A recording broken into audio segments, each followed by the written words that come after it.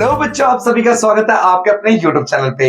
बच्चों आज हम क्लास 12 के इकोनॉमिक्स का जो हमारा बुक सेकंड है जिसका नाम है बच्चों भारतीय अर्थव्यवस्था का विकास, इसके एक इंपॉर्टेंट टॉपिक को पढ़ेंगे बच्चों जिसका नाम है हमारा रोजगार। ठीक है बच्चों, और हाँ पहली बात बता दो कि ये हमारी एमसीक्यू की सीरीज है। तो कई बच्चे सोचेंगे एमसीक्यू की सीरीज जो है हमारी ये कैसे इंपॉर्टेंट हो सकती है। तो बच्चों एमसीक्यू सीरीज हमने इस तरह से डिजाइन किया अपना कि भाई जितने भी पूरा का पूरा चैप्टर आपका रिवाइज हो जाए। ठीक है बच्चों, तो चलिए वीडियो को शुरू करते हैं। वीडियो को शुरू कर देते हैं बच्चों, एंड तक जरूर देखें वीडियो को। पहला क्वेश्चन क्या कह रहा है बच्चों? पहला क्वेश्चन कह रहा है बेरोजगार व्यक्ति की संख्या इक्वल टू श्रम बल क्या कहलाता है। बच्चों बेरोजगारों की संख्या इक्वल टू श्रम बल क्या कहलाता है? तो ये कहलाता है बच्चों कार्यबल। क्या कहलाता है बच्चों? कार्यबल। क्या कहलाता है? कार्यबल कहलाता है। ठीक है, फर्स्ट का आंसर क्या हो गया बच्चों? बी। ठीक है, सेकंड क्वेश्चन देखते हैं। सेकंड क्वेश्चन क्या कह रहा है हमारा?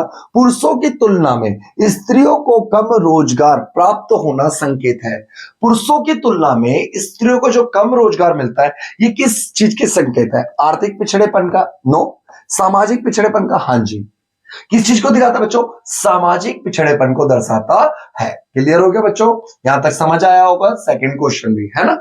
थर्ड क्वेश्चन देखते हैं। थर्ड क्वेश्चन क्या है बच्चों हमारा? थर्ड क्वेश्चन कहता है कि भैया औपचारिक रोजगार के आंकड़े एकत्रित किए जाते हैं। जो हमारे औपचारिक रोजगार होते हैं उनके आंकड़े एकत्रित किए जाते हैं श्रम मंत्रालय से, मानव संसाधन तथा विकास मंत्रालय से, सी बच्चों सांख्यिकी और कार्यक्रम कार्यान्वयन मंत्रालय से, या डी बच्चों राष्ट्रीय प्रतिदर्श सर्वेक्षण कार्यालय से। तो बच्चों थर्ड का आंसर है हमारा ए, श्रम मंत्रालय से। कहां से बच्चों?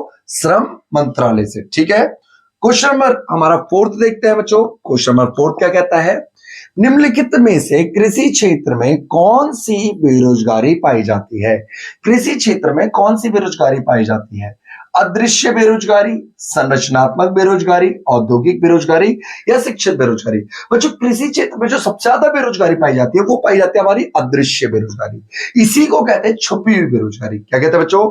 छुपी हुई बेरोजगारी। ठीक है, क्वेश्चन नंबर 5 देख लेते हैं। क्वेश्चन नंबर 5 क्या कह रहा है? नियमित वेतन भोगी श्रमिक वह होता है जिनको बच्चों नियमित रूप से सैलरी मिलती है, वेतन मिलता है, उनको क्या कहते हैं? तो बच्चों जो अकुशल होता है? नहीं।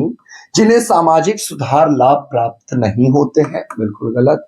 जो मालिक की स्थायी वेतन सूची में होते हैं? ऑप्शन सी।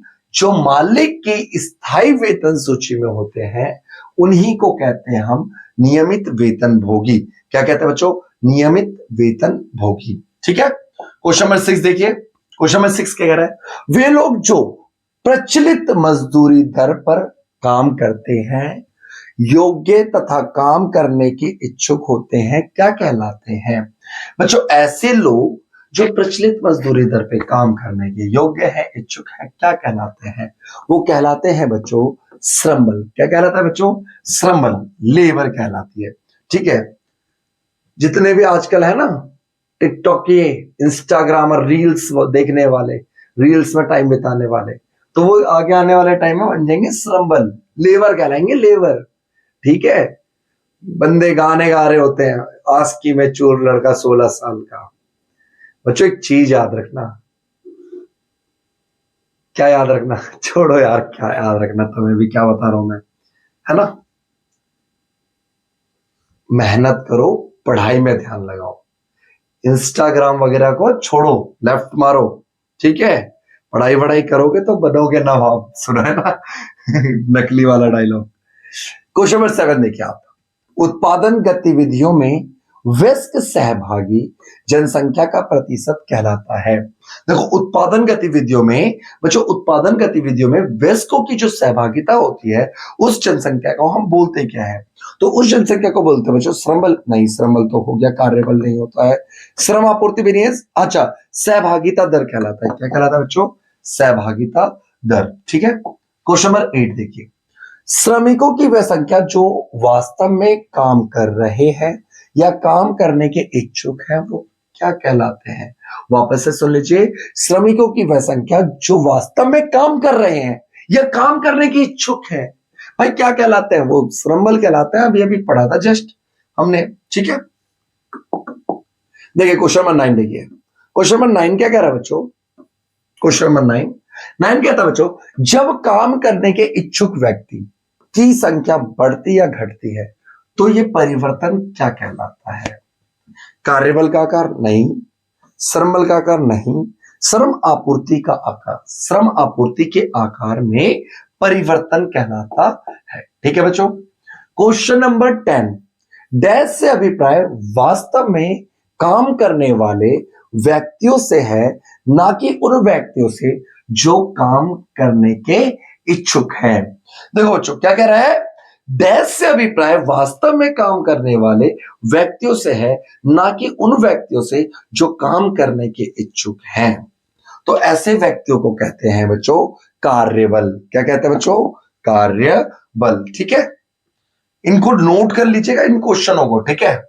क्वेश्चन नंबर 11, शहरी क्षेत्रों में महिला श्रमिकों का प्रतिशत कम है। शहरी क्षेत्रों में महिला श्रमिकों का प्रतिशत कम है क्योंकि क्या भैया, भारत में महिला शिक्षा अभी भी व्यापक नहीं है। हाँ जी, सही बात है।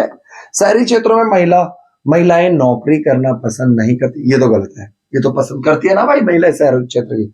सी क्या कह रहा है, महिलाओं के लिए नौकरी करना पारिवारिक निर्णय द्वारा निश्चित होता है। सही बात है, तो ऑप्शन नंबर 3 इसका सही हो जाएगा। ठीक है बच्चों। क्वेश्चन नंबर 11 हो गया, 12वां देख लीजिए। कह रहे शहरी क्षेत्रों में अपेक्षा ग्रामीण क्षेत्रों में स्त्रियों की सहभागिता की दर ऊंची होती है। क्यों होती है ज्यादा? क्योंकि भाई निर्धन स्त्रियों को शिक्षा प्राप्त करने में से रोका जाता है और रोजगार की तलाश करने के लिए वो क्या होती है, विवश होती है। नॉर्मली उनको पढ़ाया लिखाया जाता नहीं है, रोजगार के लिए विवश कर दिया जाता है। ग्रामीण क्षेत्रों में निम्न पारिवारिक आय के कारण परिवार को समर्थन देने की आवश्यकता होती है। तो ए और बी दोनों इसका हो जाएगा बच्चों डी। ठीक है। लास्ट क्वेश्चन देखते हैं बच्चों, क्वेश्चन नंबर 13 देखिए। अर्थव्यवस्था में उत्पादन के स्तर में वृद्धि को प्राप्त किया जाता है। अर्थव्यवस्था में उत्पादन के स्तर को वृद्धि को प्राप्त कैसे कर सकते हैं? अर्थव्यवस्था में अधिक रोजगार के अवसरों के द्वारा। हाँ जी। बेहतर तकनीक को बढ़ा करके। हाँ जी। ए और बी दोनों सी हो गया इसका आंसर। अच्छा, ये वीडियो यहीं पे समाप्त करते हैं। वीडियो कैसी लगी कमेंट बॉक्स में कमेंट करके बताइएगा। अगर कुछ कमी लगती है तो कमेंट बॉक्स में वो भी बताया करें ताकि हम अपने वीडियो में इंप्रूवमेंट ला सकते हैं। मिलते हैं बच्चों अगली वीडियो में, तब तक के लिए जय हिंद जय भारत। उम्मीद करता हूं आपके घर परिवार में सब कुछ बढ़िया होगा, कुशल मंगल होगा। आप हमारी सपोर्ट कीजिए बच्चों हिंदी मीडियम के इकोनॉमिक्स के चैनल को। प्लीज आप लोग